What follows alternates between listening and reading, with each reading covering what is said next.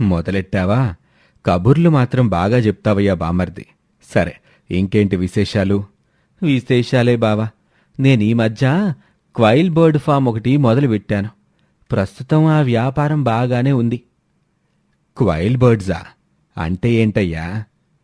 Quail birds అంటే కౌజు పిట్టలు బావా.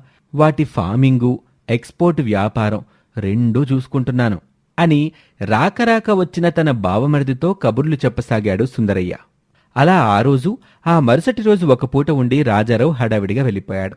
అదే రోజు సాయంకాలానికి అత్తాకోడళ్ళు కాంతం, లావణ్య ఇంటికి చేరుకున్నారు. ఆ రోజు రాత్రికి సుందరయ్య తన భార్య కాంతంతో, కాంతం, నిన్న మీ రాజారావు తమ్ముడొచ్చాడోయ్. ఇవాళ మధ్యాహ్నం వరకు మన ఇంట్లోనే ఉన్నాడు. ఏదో అర్జెంటు పని పడిందని ఆదరాబాదరాగా వెళ్ళిపోయాడు. ఏంటి, రాజారావు వచ్చాడా? కొంపదీసి డబ్బులేవైనా అడిగాడా వాడు? ఏంటోయ్ ఆ కంగారేంటి? రాజారావు పేరు చెప్పగానే అలా అయిపోతున్నావేంటి?